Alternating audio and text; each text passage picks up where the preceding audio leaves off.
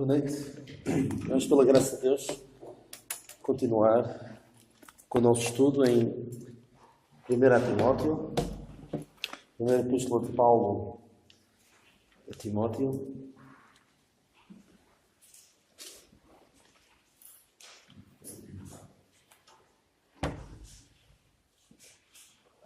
Capítulo 1, e vamos começar no versículo 8. 1 Timóteo 1, 8. Sabemos, porém, que a lei é boa se alguém dela usa legitimamente, sabendo isto, que a lei não é feita para o justo, mas para os injustos e obstinados, para os ímpios e pecadores, para os profanos e religiosos, para os parricidas e matricidas, para os homicidas, para os fornicadores, para os sodomitas, para os roubadores de homens, para os mentirosos, para os perjuros e para o que for contrário à sã doutrina, conforme o Evangelho da glória de Deus bem-aventurado que me foi confiado. E dou graças ao Deus que me tem confortado a Cristo Jesus, Senhor nosso, porque me teve por fiel, pondo-me no ministério. A mim, que antes fui blasfemo e perseguidor e opressor, mas alcancei misericórdia, porque o fiz ignorantemente na incredulidade. E a graça de nosso Senhor superabundou com a fé e amor que há em Jesus Cristo. Esta é uma palavra fiel e digna de toda a aceitação, que Cristo Jesus vem ao mundo para salvar os pecadores, dos quais eu sou o principal. Mas por isso alcancei misericórdia para que em mim, que sou o principal, Jesus Cristo nos traze toda a sua longanimidade, para exemplo dos que haviam de querer nele para a vida eterna. Ora, ao Rei dos séculos, imortal, invisível, ao único Deus, seja honra e glória para todos sempre. Amém. Eu vou só, assim, muito rapidamente falar de algo que ainda está relacionado com, não só com a atualidade, mas algo da atualidade que está relacionado com algo que nós falámos antes. Eu tenho alguma esperança de que este mundo que rejeita Deus e que não quer nada com Deus, este mundo que, como eu andei a dizer aqui durante 2 meses, este mundo não é para crentes, este mundo é muito adverso. Mas ainda há alguns que resistem, alguns crentes, alguns não sendo crentes que resistem a algumas destas mudanças que o inimigo das nossas almas quer levar a cabo neste mundo. E eu lembro-me com algumas notícias que tenho ouvido dos Estados Unidos no que diz respeito à criminalização do aborto. Alguns saberão que já lá vão 46 anos que o aborto passou a ser legal em todos os estados, em todos os 50 estados dos Estados Unidos. Aqui em Portugal foi só em 2006, mas desde 1973 que nos Estados Unidos é legal. E isto a propósito dos homicidas. Nós falámos também um bocadinho sobre os homicidas, que fala ali no versículo, do versículo 9. Então, há 2 estados mais conservadores, com uma massa, talvez evangélica, católica, talvez. Há uma massa cristã mais preponderante no estado da Geórgia e no estado do Alabama, em que há umas 2 semanas no estado da Geórgia, não sei se isto chegou sequer aqui a Portugal, estas notícias. E se chegarem, é no mau sentido. O estado da Geórgia, houve uma lei que já foi assinada, que diz que a partir do momento em que se ouve o bater do coração de uma criança, não se pode abortar. Acabou o aborto, a partir daí. Enquanto que noutros estados dos Estados Unidos, nomeadamente no estado de Nova Iorque, nós falámos disso na altura, querem levar o aborto, e foi aprovado o aborto, quase sem exceções, até ao termo da gravidez. E foi celebrado como uma grande conquista para as mulheres. E até há uma lei que tentaram passar nos Estados Unidos sobre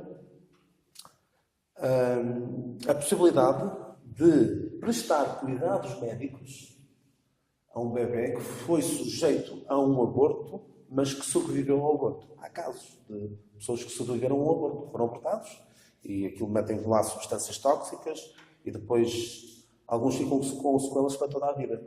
Mas alguns sobreviveram ao aborto. Mas o que alguns querem é que A criança, depois de ter sido vítima de um aborto mal efetuado, fica ali, a morrer, estrabuchado, assim dizer. E há alguns que querem defender essas crianças. E há outros que dizem, não, vamos deixar morrer. Fica ali. Se alguém quiser ficar com ele, fica. Se não quiser, deixa morrer. Infelizmente há estes Estados que não têm temor algum de Deus. Ontem, no estado do Alabama, passou outra lei que diz que o aborto é proibido em todos os casos, a não ser no perigo iminente para a mulher. E já vêm vozes deste presente século mau indignadas contra esta lei. Porquê? Porque não inclui uma salvaguarda para os casos de violação e incesto. Mas claro que isso são sempre desculpas apenas para legitimar o aborto em qualquer caso.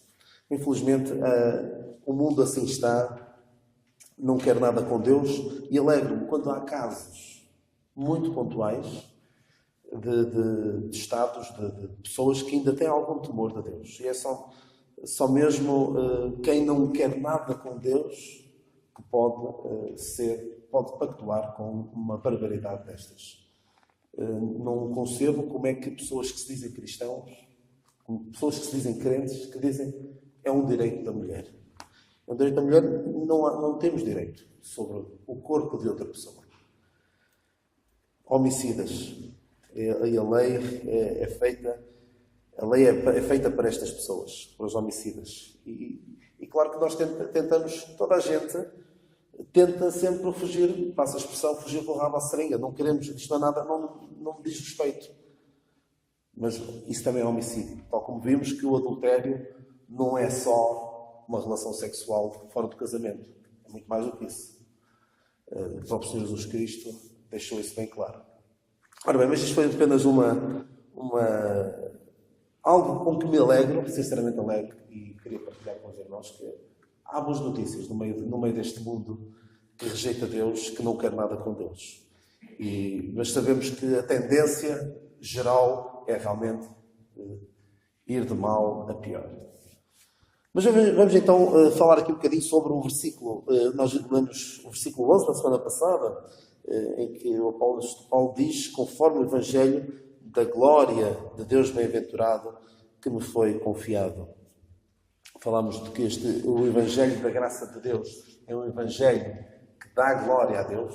É um Evangelho que nós sabemos que por toda a eternidade vai ser anunciado, vai ser bem demonstrado patentemente que Deus derramou graça sobre nós.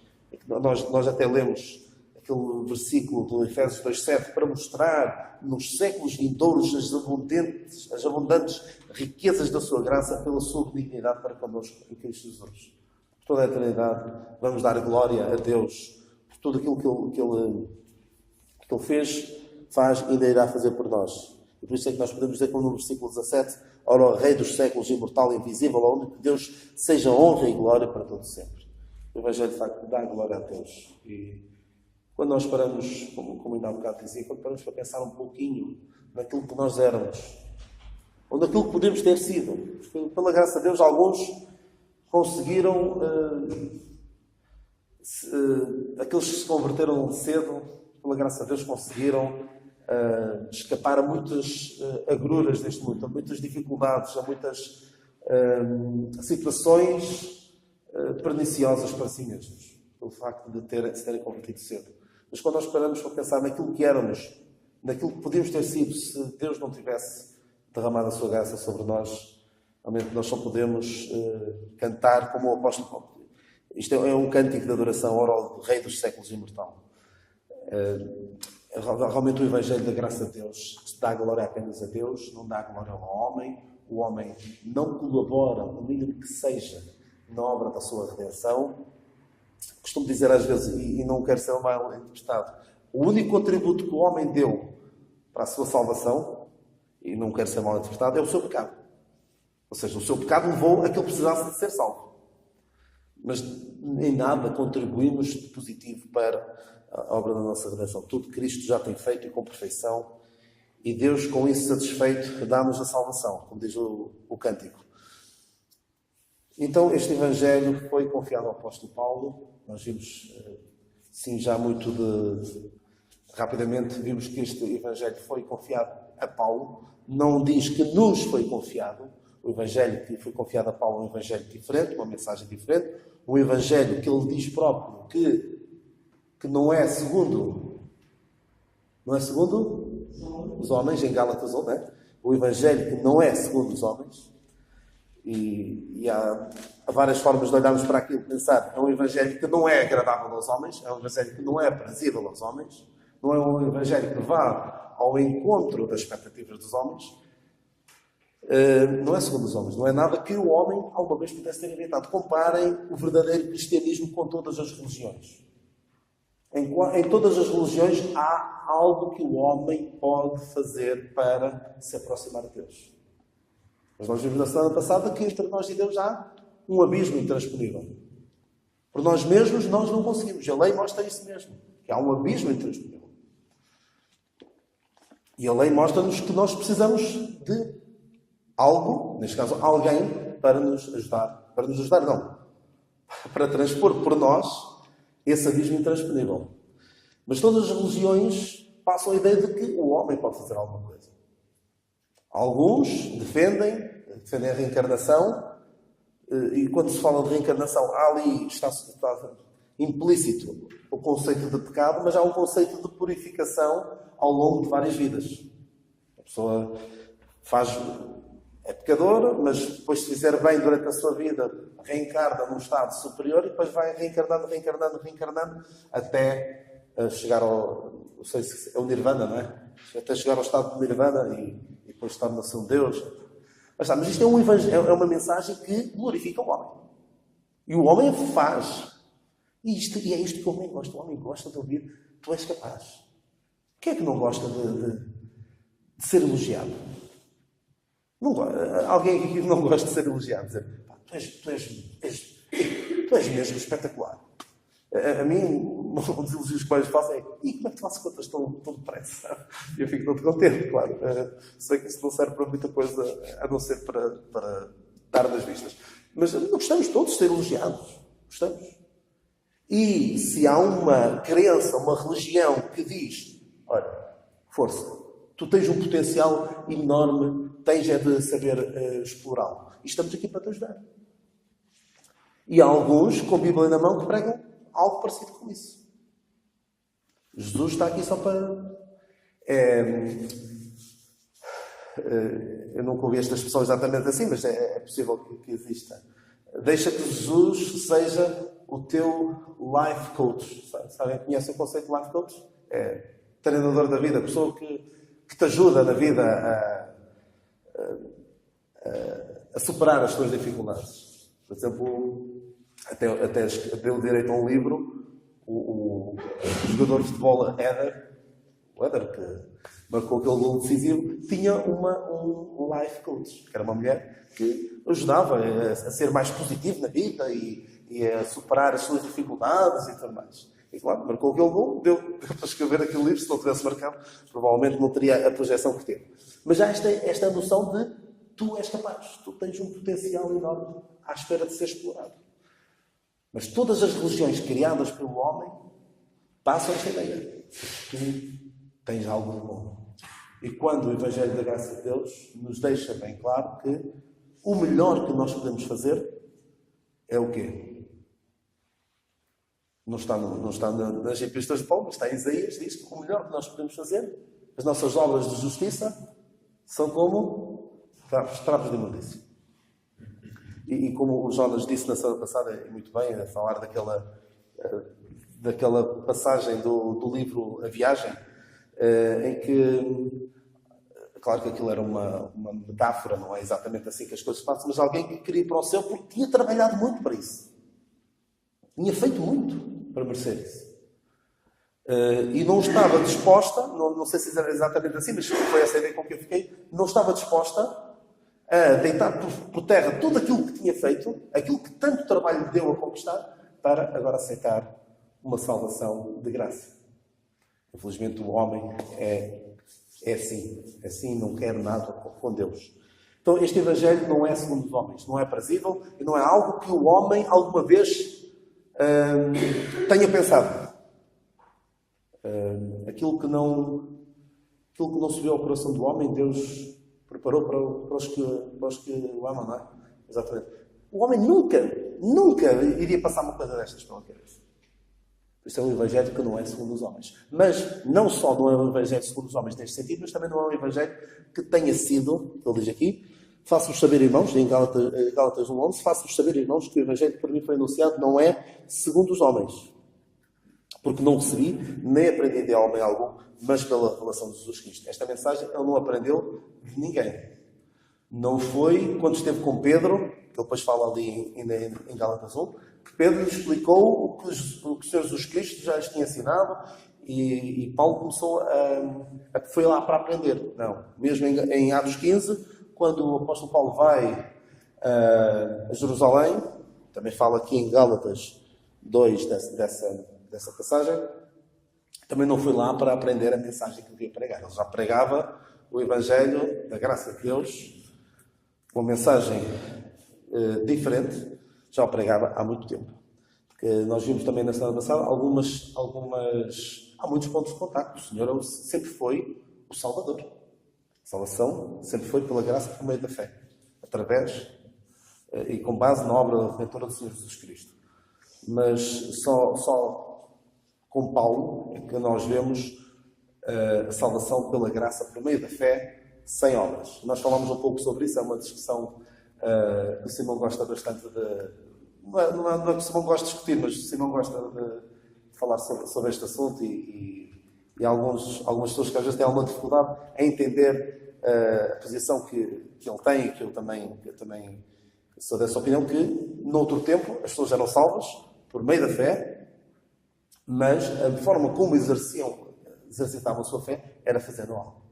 Oferecendo um sacrifício, batizando-se, circuncidando-se. Agora não faças nada, está quieto.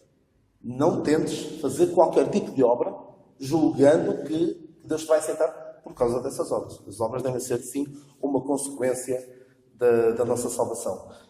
Vimos também que é com a pregação do apóstolo Paulo esta mensagem que vemos os judeus e os gentios em pé de igualdade, num corpo, e há bastantes diferenças que convém nós atentarmos para elas. Ora bem, quero falar, antes de avançar, alguém quer dizer alguma coisa? Até sobre o que eu falei antes, foi apenas uma introdução sobre aquela questão do aborto. Se o Jonas estivesse aqui, provavelmente teria muitas coisas para dizer, que também somos parceiros neste interesse por aquilo que se vai passando, felizmente ou infelizmente, nos Estados Unidos, porque, como eu vos disse, já olhar para os Estados Unidos, em termos de costumes, é como viajar no tempo. Se queremos viajar no tempo 10, 15 anos para a frente, é ver o que é que se passa nos Estados Unidos, porque aquilo acaba por vir para cá. É só. Mas é sobre isto agora. Sobre o primeiro assunto, diz. Eu gosto de quando passo um pouco ao trabalho, você tem um programa que é o fio da meada. Porque 5 pessoas diferentes e todas diferentes, cada uma delas puxa o fio à meada. Sim. Muito curto. Um programa de opinião, não é? O tema de hoje foi muito sobre a falar. Sim. É um programa que eu acompanho já há alguns anos, mas que nos últimos meses tem sido muito caos. Tem sido baixo na parte das opiniões da cultura do Trump, da Bolsonaro. Alguns políticos portugueses mais conservadores também são sempre escolhados. E no caso português, falo com uma senhora, autora da crónica, e muito indignada por ter retirado os direitos às mulheres. Claro, é sempre a mesma história. Inclusive no caso da violação, que são em Portugal uma dezena por ano aproximadamente. E entre muitas outras coisas, estas pessoas tecnicamente são muito inteligentes, polidas. A senhora depois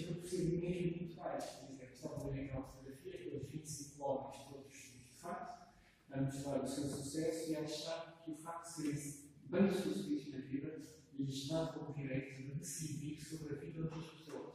Portanto, o Senhor está muito indignado porque alguns homens decidiram sobre as vidas das mulheres, não poderem ter aborto, mas ao mesmo tempo não estava indignado pelo facto de mulheres poderem decidir sobre a vida de crianças. Sim, exatamente. É uma hipocrisia de tudo também, realmente. O programa é muito curto, Sim, sim. mas se envolvendo é sempre a tentativa de ridicularizar qualquer aproximação cristã, qualquer aproximação à Bíblia. E dá a sensação que às vezes nós estamos aqui todos, enquanto cristãos, sem saber muito bem o que estamos a fazer, sem saber se nos envolvemos com a igreja, se não nos envolvemos, se gostamos mais disto, se gostamos daquilo, ao passo que do lado de fora não há grandes dúvidas nem nenhuma grande limitação em atacar os cristãos. E quando nós damos um bocado de banana a fazer, Eles parece que sabem bem o que estão a fazer. Sim. Infelizmente, os meios de comunicação estão dominados pelo inimigo das nossas almas. Porque não há ninguém na televisão que tenha tempo de antena e que promova valores, eu não digo até cristãos, valores conservadores. Pró-vida, pró-família tradicional, não vemos ninguém. E se alguém aparece, é logo ridicularizado. É logo colado ao Donald Trump, ao Jair Bolsonaro e a outros. E é ridicularizado sempre. E alguns deles são humoristas, fazem piadas engraçadas e a opinião vai-se fazendo. Com esses programas, pessoas como tu vão para o trabalho e ouvem, e aquela maneira de pensar vai passando e vai se tornando parte integrante das pessoas. Eu digo-vos o que me aconteceu hoje. Eu vi essa notícia lá nos Estados Unidos, de banir o aborto, e eu até fiquei assim um bocado estupefacto. Realmente, esta lei é bastante radical. Mas achamos radical porque as nossas consciências estão de tal forma adormecidas que já achamos normal proporcionar à mulher um aborto em certos casos. Já achamos normal. E quase que ficamos, não é bem indignados, mas pensar, isto também, proibir um aborto, isto também assim vai ser muito complicado. Porque lá está, um pouco como o Asaf, por pouco que me deixava levar. Não é? Por pouco. Porque nós estamos num mundo que está completamente anti-Deus, completamente contrário aos princípios de Deus, e depois até nos deixamos levar um pouco na onda, infelizmente. Mas obrigado pela intervenção. Eu acho particularmente interessante esse argumento de homens decidir sobre o que as mulheres podem fazer. Como é que é? Homens decidir sobre a vida das mulheres, não é? Porque foi a notícia que eu vi aqui em Portugal foi que 25 homens decidem sobre o que as mulheres podem fazer ou não. Infelizmente, esta ideia. E quando esse argumento pode ser usado também, porque há pessoas que querem decidir sobre a vida de outras pessoas e é para as matar. É tremendo a hipocrisia e quando se perdem os valores da santidade da vida, porque nós fomos criados, o homem foi criado à imagem de Deus. Mais alguma coisa queiram dizer até sobre o que estamos a falar agora, do Evangelho que não é segundo os homens, deste Evangelho que tem características marcadamente diferentes da mensagem dos 12. Mas vamos então avançar. Porque é engraçado aqui, quando Paulo diz o Evangelho que me foi confiado, há aqui algumas críticas que por vezes fazem a Paulo, que Paulo era egomaníaco, egocêntrico. Ele usa as expressões como me, mim, eu, meu.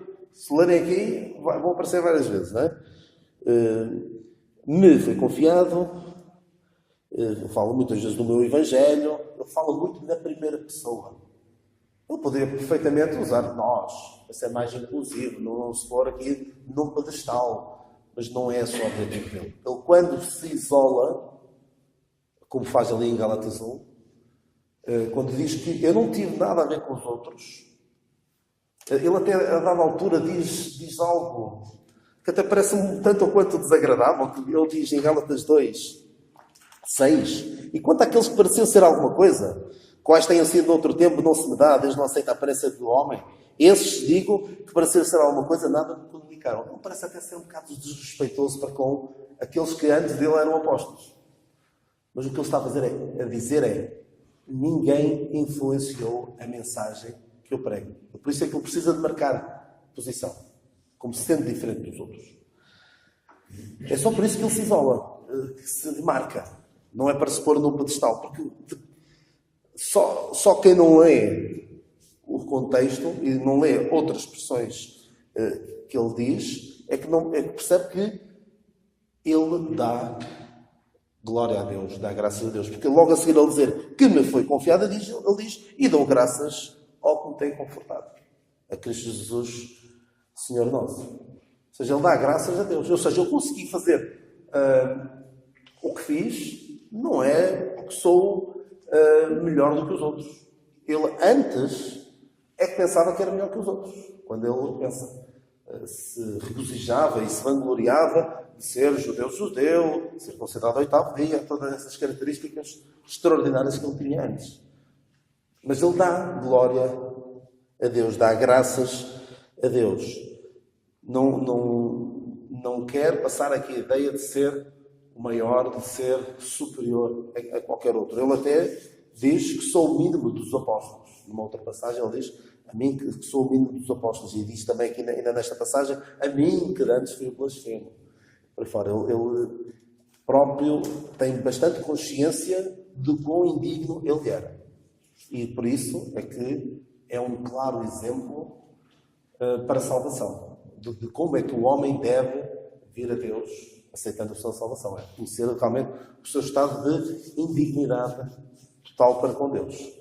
Quando o Saulo achava-se o maior. Mas não é o espírito que ele tem agora. Eu dou graças ao que me tem confortado. De facto, nós vemos em várias passagens que o Senhor o confortou. E também que usou outras pessoas para o confortar. E há nomeadamente aquela passagem que muitos conhecem em 2 Coríntios 1, que fala do conforto de Deus e do conforto que nós podemos dar aos outros. Bendito seja, 2 Coríntios 1:3, bendito seja o Deus e Pai de nosso Senhor Jesus Cristo, o Pai das misericórdias e o Deus de toda a consolação, que nos consola em toda a nossa tribulação, para que também possamos consolar os que estiverem em alguma tribulação, com a consolação com que nós mesmos somos consolados de Deus. Ou seja, Deus nos consola em toda a nossa tribulação. E para quê? Para que nós depois possamos consolar a outros. E Deus, de facto, várias vezes, nós vemos passagens em que Paulo diz que Deus me consolou, Deus me confortou, Deus me assistiu. Temos, particularmente, recordo daquela passagem em que o Senhor aparece ao apóstolo Paulo e diz: não temas, tem bom ânimo. Em Atos 23:11, quando Paulo estava em Jerusalém, estava preso, e lemos assim, e na noite seguinte Paulo estava preso, estava desanimado, certamente pensando: oh Deus, o que é que tens reservado para mim? O que é que vai ser agora? Eu andava aqui a pregar o Evangelho. Ele dizia: em nada tenho a minha vida preciosa. Mas ele diz assim, lemos assim: e na noite seguinte, apresentando-se o Senhor, disse: Paulo, tem ânimo, porque como de mim testificaste em Jerusalém, assim importa que testifiques também em Roma. Eu vi um irmão nosso falar sobre isto e acho interessante. Todos nós, acerca de Paulo acreditar em coisas que se calhar nós... o apóstolo Paulo tinha algumas diferenças em relação a nós. Por exemplo, o apóstolo Paulo, enquanto não chegou a Roma, sabia que o Senhor não ia voltar. Porque o Senhor lhe disse mesmo: assim como testificaste em Jerusalém, se importa que testifiques em Roma. Ou seja, ele sabia que enquanto não chegasse a Roma, o Senhor não viria para voltar. E nós acreditamos no arrebatamento iminente da Igreja. Paulo, durante este tempo, certamente não esperava a vinda do Senhor. Mas confortava o apóstolo Paulo. Certamente saber que o Senhor estava com ele, o Senhor tinha propósitos muito maiores para ele do que meramente pregar em Jerusalém. E como sabemos, ele foi pregar para Roma e em Roma ele conseguiu fazer com que o Evangelho chegasse a sítios onde de outra forma não chegaria. Nós já vimos essa passagem várias vezes. As coisas que aconteceram contribuíram para o maior proveito do Evangelho, porque a palavra, deixem-me ler, Filipenses 1, rapidamente. Filipenses 1. De maneira que as minhas provisões foram manifestas por toda a guarda pretoriana e por todos os demais lugares. O Senhor o confortou, dizendo que importa que pregues também em Roma. Noutras passagens, também, logo a seguir, quando houve aquele naufrágio, lembram-se, quando ainda não tinha, o barco ainda não tinha naufragado, o apóstolo Paulo pôs-se em pé e disse várias coisas. Fora razoável ter movido a mim e ter partido de Creta e assim evitarei este incómodo e perdição. Mas agora vos admoesto que tenhais bom ânimo, porque não se perderá a vida de nenhum de vós, mas somente todavia, porque esta mesma noite o anjo de Deus a quem eu sirvo, de quem eu sou e a quem eu sirvo, esteve comigo, dizendo: Paulo, não temas, importa que seja apresentado a César, e eis que Deus te deu todos quantos navegam contigo. Certamente dava... E depois ele diz: portanto, ó varões, tenham bom ânimo, porque creio em Deus que há de se acontecer assim como a mim me foi dito. Ou seja, Deus confortou naquela situação difícil. Poderia estar a pensar: Senhor, tu disseste que eu vou para Roma, mas eu não sei se vou chegar a Roma, como é? Certamente seria passar um mau bocado. O Senhor confortou. Por isso Paulo deu graças ao Deus que me tem confortado. E Deus usou outras pessoas para confortar. Por exemplo, pessoas que serviram de consolação. O irmão Zé António até falou disso há muito pouco tempo. Não foi? Não? Colossenses 4? Colossenses 4 vemos pessoas que o apóstolo Paulo diz... Eu lembrava-me desta passagem. Estes para mim têm sido de consolação. Depois fui ver, e de facto era em Colossenses 4. E Jesus, 4:11, e Jesus chamado justo, os quais são da circuncisão. São estes unicamente os meus cooperadores no reino de Deus, e para mim tem sido consolação. Deus usa crentes para nos confortar, para nos consolar, para nos ajudar, para nos ajudar a ir mais longe quando estamos em baixo. Há uma outra situação, logo a seguir, algum tempo depois daquele naufrágio, quando o apóstolo Paulo está a chegar a Roma, o apóstolo Paulo não queria passar aqui a ideia de que é um super-homem, de que não precisa dos outros. Eu sou tão forte, tão vitorioso, tão mais excelente do que os outros, que eu nem preciso dos outros crentes para nada. Nada disso. Ele até dizia aos romanos, e podemos ver essa passagem em Romanos 11, ele dizia assim: porque desejo ver-vos, para vos comunicar algum dom espiritual, a fim de que sejais confortados. Isto é, para que juntamente convosco eu seja consolado pela fé mútua, assim vossa como minha. Ou seja, ele dizia aos romanos: olha, eu vou aí, e certamente vocês vão aprender comigo, mas eu também quero aprender convosco, eu também quero beneficiar de estar convosco. O apóstolo Paulo não se punha num pedestal quase que a exigir que o venerassem. Infelizmente até há pessoas que provavelmente quando eu disser a palavra vão lembrar-se de quem será. Há uma pessoa no Brasil, pelo menos, que se chama reverendo.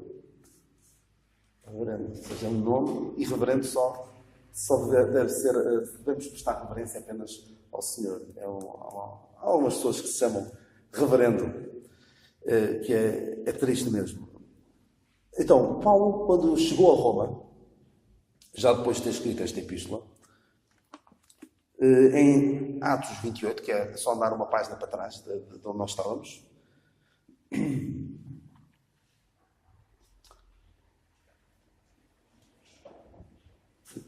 exatamente. Atos 28, 14. onde, achando alguns irmãos, nos rogaram que por 7 dias ficássemos com eles. E depois nos dirigimos a Roma. E de lá, ouvindo os irmãos novas de nós, nos saíram ao encontro à praça de Ápio e às 3 vendas. E Paulo, vendo-os, deu graças a Deus e tomou ânimo. Os crentes amavam a Paulo, sabiam que Paulo estava a chegar e vieram ter com ele. E Paulo estava, assim, ele não estava em liberdade. Ele ia para Roma e para ser preso e, creio eu, terá sido libertado, mas depois foi outra vez preso e executado em Roma. Mas ele, ao ver os crentes que o consolavam,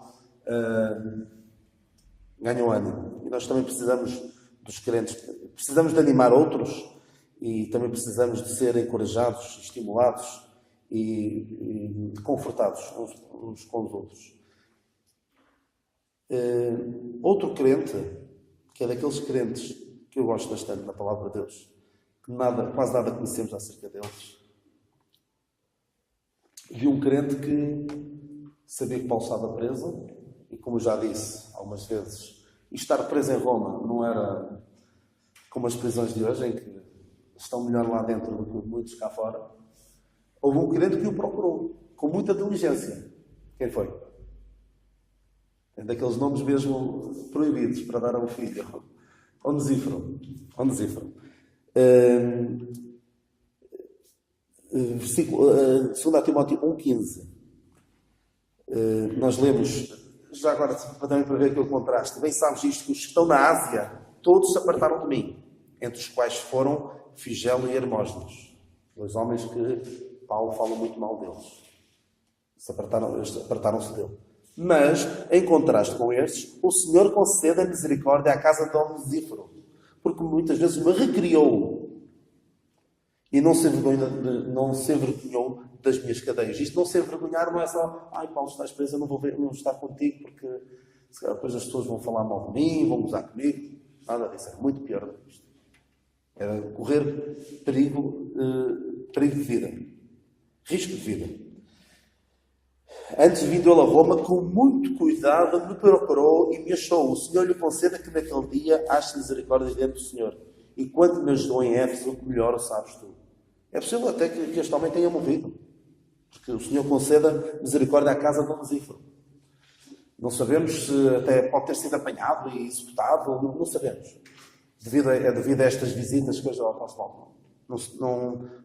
Estou a especular, é claro, mas este homem procurou Paulo e Paulo precisava de alguém. Paulo, se nós lermos aquelas últimas palavras do apóstolo Paulo em 2 Timóteo, vemos que era um homem que estava completamente desamparado.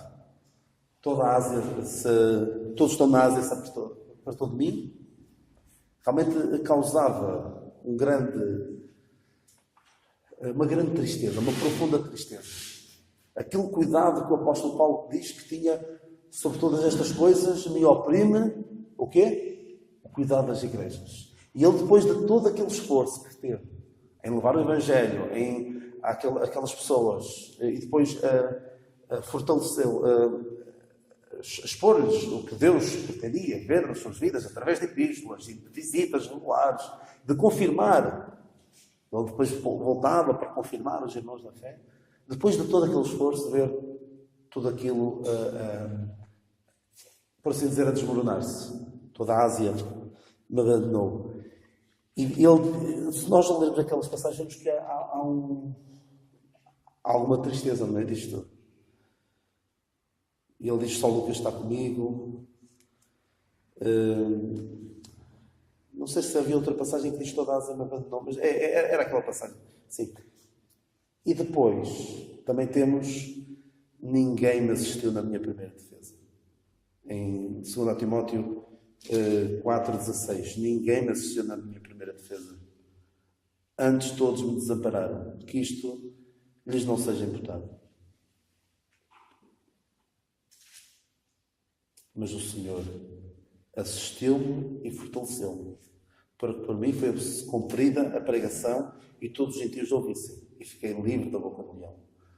E o Senhor me livrará de toda a má obra e guardar-me para o seu reino celestial, quem seja glória para todo sempre. Amém. E mesmo aqui no meio das suas dificuldades e naquele momento ninguém o ter estado com ele, havia grandes perigos de alguém ir ao julgamento de Paulo e dizer: olha, eu vou aqui defendê-lo, estou com ele. Era quase uma sentença de morte garantida. Mas ele, apesar disso, o Senhor esteve com ele. Quando falham todos os outros, o Senhor esteve com ele. E ele tem consciência daquilo que está a fazer. E o Senhor me livrará de toda uma obra e guardar-me-á para o seu reino celestial, a quem seja glória para todo sempre. E dá glória a Deus. Dá graças a Deus. De facto, ele percebe que a obra não é dele. A obra é do Senhor. Ele é apenas um instrumento nas mãos de Deus. Isto sobre o conforto de Deus, o Senhor Jesus, que me tem confortado. Porque certamente o apóstolo Paulo tinha momentos difíceis em que ele, se pusesse a lembrar o que tinha feito noutra vida, enquanto era salvo, dos males que tinha causado aos crentes, a perseguição que tinha movido, o Senhor estava ali para confortá-lo e não lhe lançando em rosto o mal que ele tinha feito.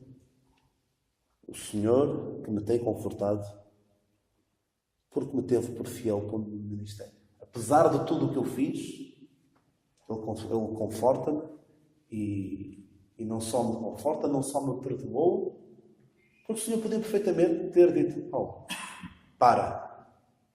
E salvar o apóstolo Paulo e dizer: olha, Paulo, eu até te punha a trabalhar para mim, mas já fizeste tanta asneira, já fizeste tanto mal, eu acho que vou pedir a outro. Mas não, o Senhor teve-me por fiel ao ministério.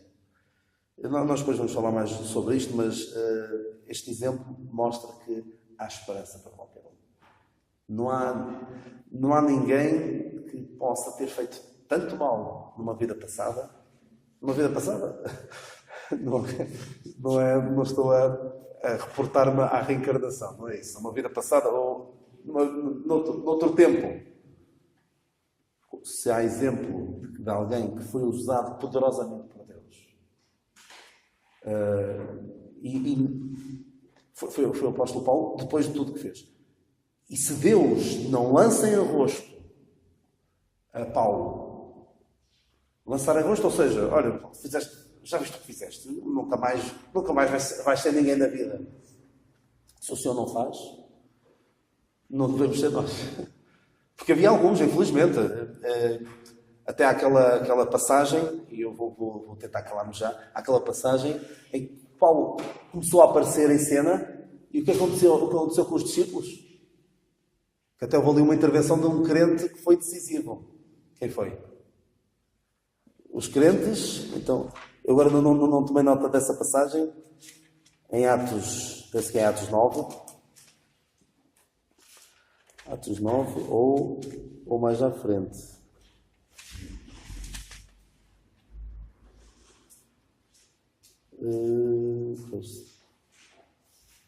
Exatamente. Atos 9, 26. E quando Saulo chegou a Jerusalém, procurava juntar-se aos discípulos. Mas todos o temiam, não querendo que fosse discípulo. Ou seja, os discípulos não queriam nada com ele. Tinham medo dele. O quê? Este andou perseguidos e agora vem para aqui para o nosso meio. E se calhar, até ao final da sua vida, havia quem não aceitasse. Mas quem é este?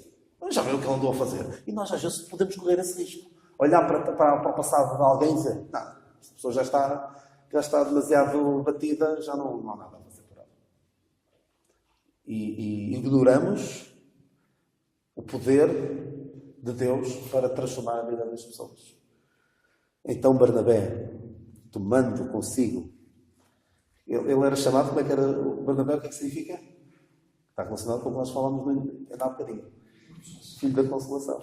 Foi um homem que também o consolou. E disse: Paulo, eu sei que tu fizeste muita asneira, mas Deus é poderoso. Anda cá. E ele foi decisivo, porque Barnabé, tomando consigo, trouxe aos apóstolos, contou como no caminho ele vira ao Senhor e lhe falarem como ainda mais que falar ousadamente no nome de Jesus. E entrarem com eles em Jerusalém, entrando e saindo. Ou seja, Deus pode operar na vida de qualquer um. E não há prazo para Deus poder fazer alguma coisa em nós.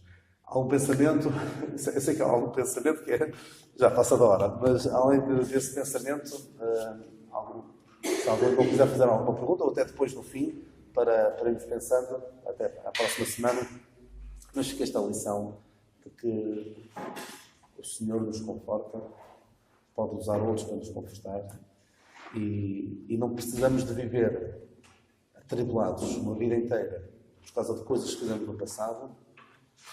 O Senhor pode... É assim, claro que nós temos de deixar essas coisas que nos fizeram mal e que causámos mal a outros, e mesmo assim Deus pode usar-nos pela sua graça, porque Ele é poderoso. Nós ignoramos, por vezes, ignoramos o poder de Deus. O Senhor diz aos saduceus e reis: não conhecer as Escrituras nem o poder de Deus.